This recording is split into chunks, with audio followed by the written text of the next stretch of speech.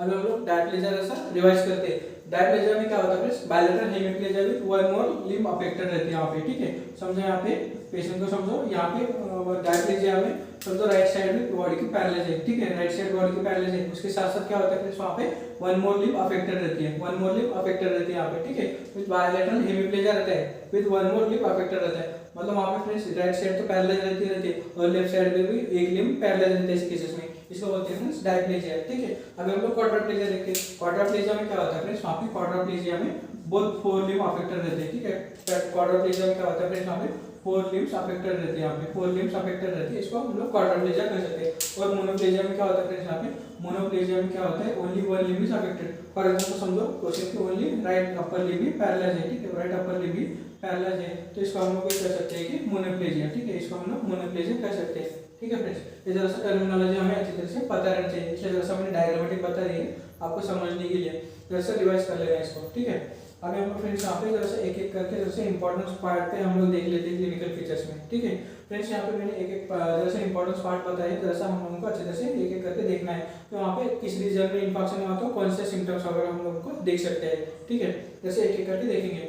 यहाँ पे ट्रांजिएंट और permanent loss of central vision, समझो पेशेंट के सेंट्रल विजन वहाँ पे डैमेज है, ठीक है, पेशेंट को समझो सेंट्रल विजन में डिफिकल्टीज है, तो वहाँ पे क्या होता है फ्रेंड्स, वहाँ पे जनरली ऑप्थेल्मिक आर्टरी पे जरा सा इन्वॉल्वमेंट वगैरह हो सकता है, समझो ऑप्थेल्मिक आर्टरी वगैरह वहाँ में इन्वॉल्वमेंट हो, मतलब वहाँ पे इन्फेक्शन वगैरह होने की वजह से वहाँ पे क्या होता है फ्रेंड्स, वहाँ पे सेंट्रल विजन वगैरह अफेक्ट हो सकती है ऐसे केसेस में। जो ऑप्थेल्मिक आर्टरी क्या है फ्रेंड्स, वहाँ पे जो branch of carotid artery, internal carotid artery की ब्रांच है, वहाँ पे समझो कुछ थ्रोम्बोसिस की वजह से वगैरह वहाँ पे इस्चेमिया वगैरह डेवलप होता है, तो ऐसे केसेस में क्या होता है फिर सेंट्रल विजन वगैरह पेशेंट की लॉस हो सकती है ऐसे केसेस में, ठीक है। जैसा हमें पॉइंट वगैरह पता रहना जरूरी रहता है ऐसे सीवियर के पेशेंट में वगैरह, ठीक है। जैसे एक एक करके देखेंगे अभी हम लोग, ठीक है।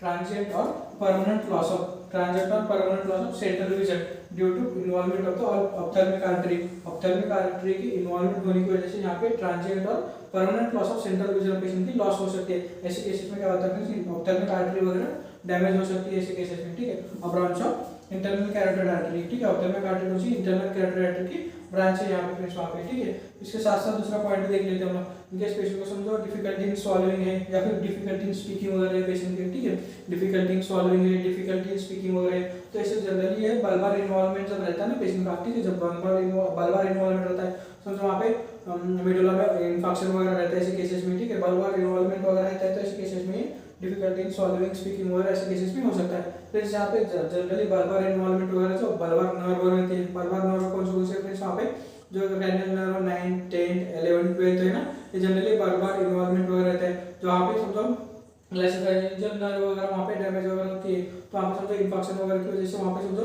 ब्लड सप्लाई वगैरह कम होने की वजह से समझो वहाँ पे डैमेज वगैरह होते हैं। तो ऐसे केसेस में क्या होता है फ्रेंड्स, बल्बार इन्वॉल्वमेंट की वजह से difficulty in swallowing, difficulty in speaking वगैरह ये सब चीजें वहाँ पे हो सकता है फ्रेंड्स यहाँ पे, ठीक है। जनरली फ्रेंड्स मेडुला ऑब्लिंगुएटा के इन्फेक्शन वगैरह रहता है, ठीक है, मेडुला के वगैरह इन्फेक्शन वगैरह रहते हैं ना फ्रेंड्स, मेडुला ऑब्लिंगुएटा के इन्फेक्शन वगैरह रहते हैं, ऐसे केसेस में फ्रेंड्स यहाँ पे क्या होता है difficulty in swallowing, difficulty in speaking वगैरह ऐसे केसेस में हो सकता है, ऐसे केसेस में फ्रेंड्स वहाँ पे, ठीक है। इसलिए difficulty in swallowing, difficulty in speaking due to bulbar involvement, जैसे मैंने बोला कि बल्बार नर्व कौन से वहाँ पे cranial nerve 9, 10, 11, 12 ये बल्बार नर्व से फ्रेंड्स यहाँ पे, ठीक है, इन्वॉल्वमेंट की वजह से यहाँ पे स्वॉलोइंग और स्पीकिंग में पेशेंट की डिफिकल्टीज वगैरह आ सकती है, इसलिए हमें जो पॉइंट पता रहना चाहिए, ठीक है। अब हम लोग आगे बढ़ते हैं।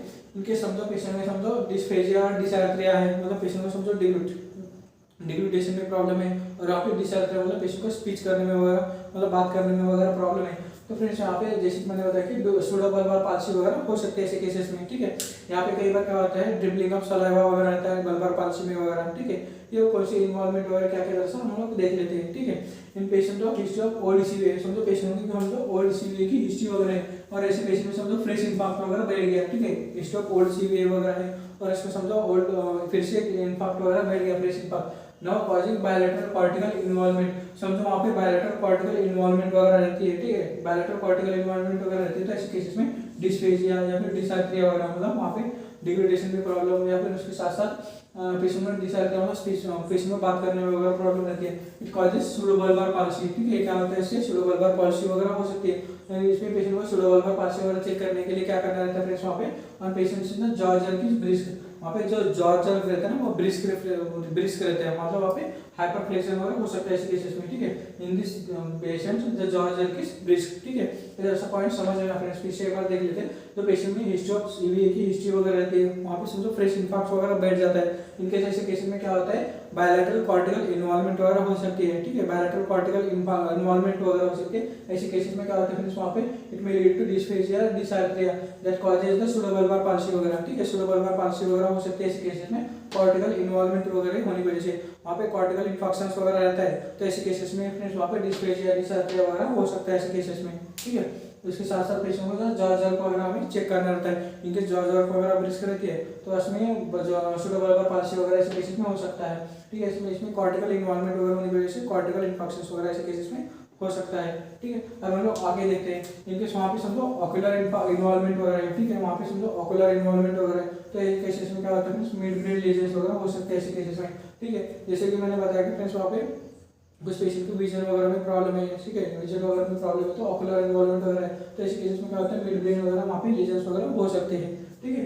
उसके बाद में समझो सेंसरी इन्वॉल्वमेंट वगैरह है, तो फ्रेंड्स वहाँ पे स्ट्रोक इन्वॉल्विंग है थैलेमस और मेडुला में, ठीक है। पेशेंट को समझो सेंसरी इन्वॉल्वमेंट वगैरह रहती है, सेंसरी इन्वॉल्वमेंट पेशेंट को सेंसेशन प्रॉपर्ली नहीं जा रहा है ऐसे केसेस में, जैसे कि हम लोगों ने जो सेंसरी को सिस्टम में हम लोग एग्जामिनेशन में देखा था कि वहाँ पे सेंसरी सिस्टम में वहाँ पे एग्जामिनेशन में प्रॉब्लम वगैरह आता है, तो ऐसे सेंसरी में क्या होता है वहाँ पे थैलेमस और मेडुला में ऐसे ब्लीडिंग में वहाँ पे इन्फेक्शंस वगैरह होने के चांसेस रहते हैं। इसी वजह से सेंसरी इन्वॉल्वमेंट की वजह से फ्रेंड्स वहाँ पे ये थैलेमस और मेडुला में डिफिकल्टी हमें पता चलती है ऐसे केसेस में, ठीक है। इनके समझो वहाँ पे पेशेंट को हेमोरेज वगैरह हुआ है, तो ऐसे केसेस में क्या होता है फ्रेंड्स, वहाँ पे सेरेब्रल कंप्रेशन वगैरह बढ़ जाता है। समझो वहाँ पे सेरेब्रम में हमारे सेरेब्रम है, ठीक है। सेरेब्रम में समझो ये राइट हेमिस्फीयर है और एक लेफ्ट हेमिस्फीयर है, ठीक है। वहाँ पे समझो वहाँ पे ब्लीडिंग हुआ है अच्छा खासा, ठीक है। समझो वहाँ पे राइट हेमिस्फीयर में समझो वहाँ पे अच्छा खासा ब्लीडिंग हुआ है, ठीक है। राइट हेमिस्फीयर में समझो अच्छा खासा ब्लीडिंग हुआ है, तो फ्रेंड्स यहाँ पे क्या होता है, ब्लीडिंग क्या होती है, कंप्रेस कर देती है, ठीक है। यहाँ पे ब्लीडिंग क्या करती है फ्रेंड्स, वहाँ पे कंप्रेस करती है। ये कंप्रेशन की वजह से फ्रेंड्स क्या होता है, इंट्राक्रैनियल प्रेशर जो होता है, इंट्राक्रैनियल प्रेशर जो बढ़ जाता है, ठीक है। इंट्राक्रैनियल प्रेशर बढ़ जाने की वजह से वहाँ पे कुछ साइन सिम्टम्स हमें दिखाई देते हैं, ठीक है। वो साइन सिम्टम्स वगैरह क्या है जैसा हम लोग देख लेते हैं, ठीक है। In haemorrhage signs of cerebral compression, जैसे मैंने बताया फ्रेंड्स हेमोरेज होने की वजह से यहाँ पे साइंस ऑफ सेरेब्रल कंप्रेशन होने लगता है। इसको सेरेब्रल कंप्रेशन बढ़ जाने की वजह से यहाँ पे इंक्रीज इंट्राक्रैनियल प्रेशर जो होता है, इंट्राक्रैनियल प्रेशर बढ़ जाता है। ये इंट्राक्रैनियल प्रेशर क्या क्या जैसा हम लोग देख लेते हैं। इंट्राक्रैनियल प्रेशर में फ्रेंड्स जो सिम्टम्स रहते हैं पेशेंट के, हेडेक रहता है, वोमिटिंग रहता है, कोमा या फिर कन्वल्जन्स वगैरह, ये सब सिम्टम्स क्या है friends, due to cerebral compression यहाँ पे इंक्रीज इंट्राक्रैनियल प्रेशर की वजह से ये सिम्टम्स वगैरह दिखाई देते हैं। हेडेक है, वोमिटिंग है, कोमा है, कन्वल्जन्स वगैरह रहता है। ऐसे केसेस में क्या होता है फ्रेंड्स, वहाँ पे headache followed by vomiting is present, मतलब वहाँ पे पेशेंट को हेडेक सीवियर हेडेक रहता है, उसके साथ साथ पेशेंट को वोमिटिंग भी वगैरह भी होती है, और पेशेंट क्या होता है फ्रेंड्स अनकॉन्शियस या फिर वहाँ पे कन्वल्जन्स वगैरह भी आ सकते हैं ऐसे केसेस में, हेमोरेज के पेशेंट में, ठीक है। इनके समझो पेशेंट में ये सिम्टम्स वगैरह रहते हैं, पेशेंट को हेडेक है, वोमिटिंग है, कोमा वगैरह रहता है, तो ऐसे केसेस में क्या होता है हमें साइंस ऑफ सेरेब्रल कंप्रेशंस वगैरह मिलती है, और पेशेंट को समझो इंट्राक्रैनियल प्रेशर वगैरह बढ़ जाने की वजह से यहाँ पे ये सिम्टम्स वगैरह दिखते हैं, तो हम लोगों को ये पता चलता है कि यहाँ पे हेमोरेजिक सेंसेस वगैरह हो सकते हैं, ठीक है। इसलिए जैसे पेशेंट को जो हम लोगों ने थोड़ी देर पहले ऑनसेट ऑफ सीवियर वगैरह देखा था, इसलिए वहाँ पे अप्रोच कैसे करना है पेशेंट को जरा सा हमें देख लेना रहता है ऐसे केसेस में, ठीक है।